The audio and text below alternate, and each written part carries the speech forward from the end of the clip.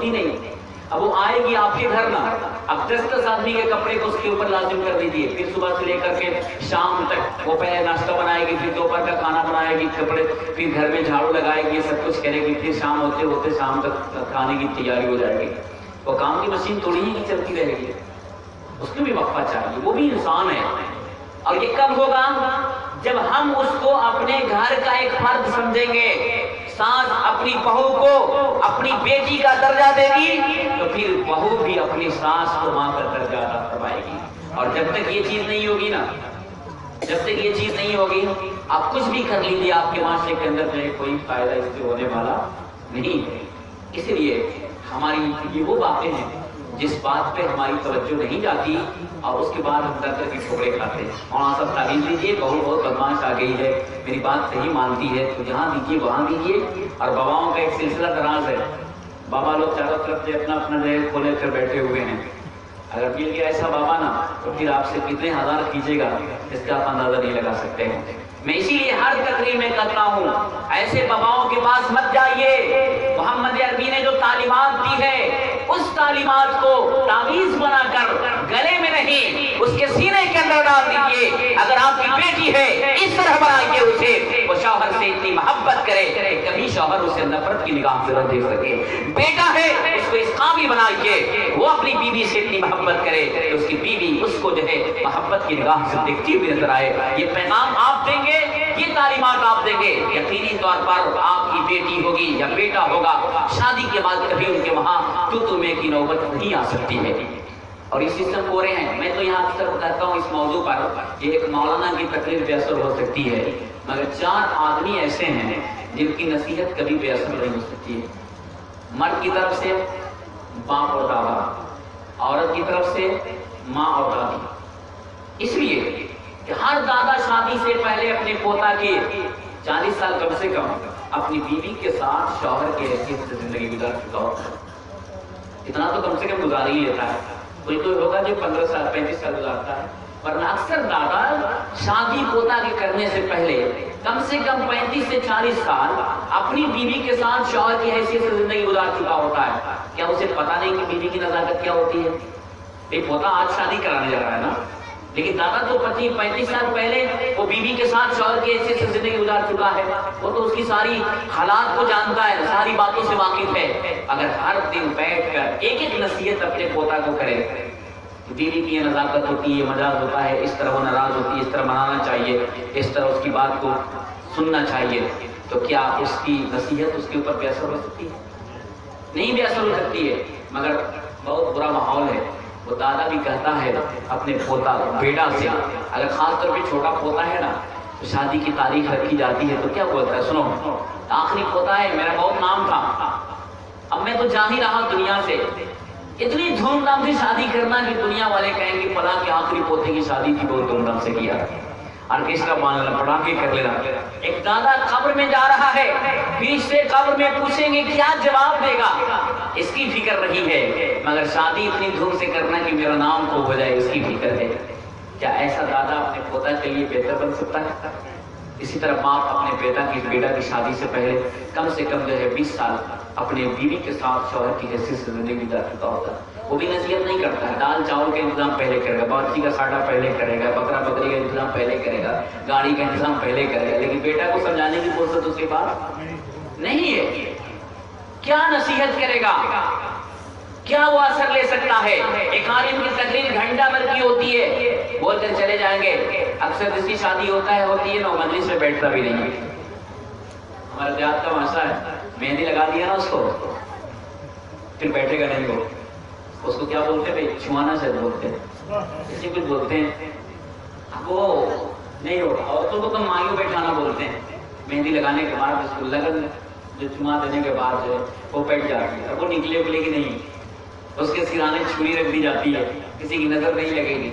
ये सब फालतू बात, ये सब बे असल बात है, इसके पीछे कोई हकीकत नहीं। चाकू से अगर नजर कट जाए, चाकू से अगर नजर कट जाए तो फिर हर आदमी टोपी लगाए, चाहे किसी तरह हो। औरतें जूड़ा में जो है चाकू छोटा छोटा चाकू से बांध लिया करें, किसी के ऊपर किसी की नजर ही नहीं लगे। ये सब वहम की बात है। अक्सर शामत शादी की मजलिस में जिसकी शादी होती है वो बैठता नहीं है, تو کیا سنے گا؟ اب پہلے سے کوئی نصیحت بھی نہیں ہے، کیا جانتا ہے کہ بیوی کا مقام کیا ہے، وہ ہمارے لیے کس حیثیت سے آتی ہے، ہمارے گھر کی نوکرانی ہوتی ہے یا ہمارے گھر کے لیے مہمان ہوتی ہے، اس چیز کی تعلیم ہونی چاہیے۔ ادھر عورتوں کا بھی معاملہ برعکس ہے اس کا، عورت دادی بھی ہے نا تو اس کا بھی وہی عالم ہے، وہ اپنی پوتی کو نصیحت نہیں کرے گی۔ اگر دادی شادی سے 1 مہینہ پہلے اپنے پاس سلاتی اس ہونے والی وہ اپنی پوتی کو جس کی شادی ہوتی ہے ہر رات ایک نصیحت صرف کرتی ہے، اپنی زندگی کے کتنے واقعات ہوں گے اس کے پاس، تو اس کا شوہر کیسے ناراض ہوا تھا، کیسے وہ مناتی تھی، کب وہ آتا تھا، کس طرح کھانا دیتی تھی، یہ ساری چیزیں اپنے تجربات کی وہ اس کے سامنے رکھتی، ایک ایک بات اس کے دل کے اندر اثر کرتی جاتی، تو وہ سوچ سکتی تھی کہ میری دادی 40 سال تک میرے دادے کے ساتھ نواح لے لیکن کبھی جھگڑا اس سے نہیں ہوا، کتنا پیار کی زندگی تھی اس کی کہ کبھی جھگڑا نہیں ہوا۔ ہمیں بھی ایسے ہی عورت بننا ہوگا کہ ہماری زندگی بھی لمبی کٹ جائے ہمارے شوہر کے ساتھ لیکن جھگڑا کی نوبت نہ آ سکے۔ مگر دادی نصیحت نہیں کرتی ہے، ماں کا تو وہی عالم ہے، ماں تو پڑوس سے سب کو لے کر آتی ہے گانا گانے کے لیے، وہ گانے کا اہتمام ہوتا ہے، گھنٹوں گھنٹوں رات گانے۔ اب وہ سارا سسٹم بدل گیا نا، پہلے دال چاول لوگ بناتے تھے کھانے میں، وہ چنا کی دال بناتے تھے، اس میں ادوری ڈالتے تھے، نخناوا بناتے تھے، تو ادوری بنانے کے لیے بھی محلے بھر کی عورتیں آتی تھی، چاول پھٹکنے کے لیے بھی عورتیں آتی تھیں، پھر خوب گانے کا اہتمام ہوتا تھا، باری چلتی تھی اس میں، باری، تم ہمارے وہاں نہیں آؤ گے تو تمہارے وہاں نہیں جائیں گے، یہ سب۔ اب محلے بھر کی عورتیں آئیں گی گانا گائیں گے، ظاہر سی بات ہے وہ گانے کا رس بول رہی ہے، اسی کیا پتا جو شوہر کس چیز کا نام ہے، اس کا مقام کیا ہوتا ہے، اس کا درجہ کیا ہوتا ہے۔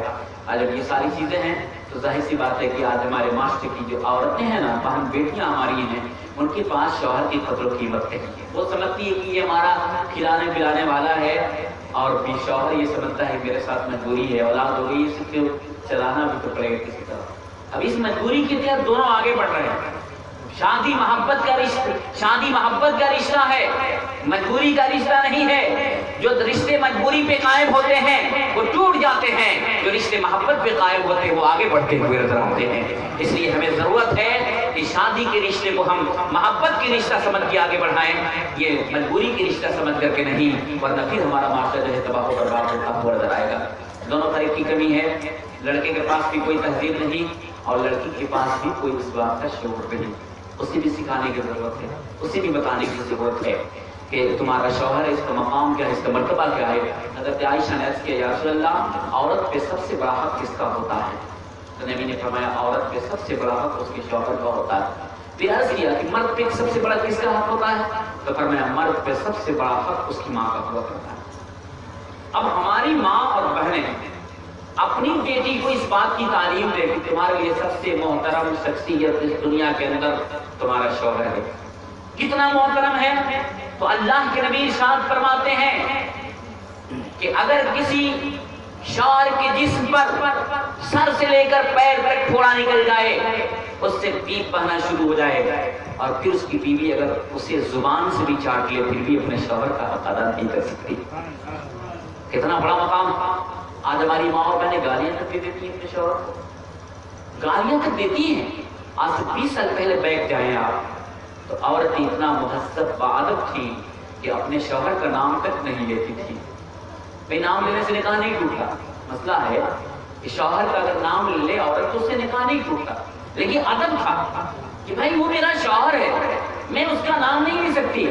وہ نہیں پڑھی لکھی تھی، جاہل تھی، پھر بھی ادب تھا۔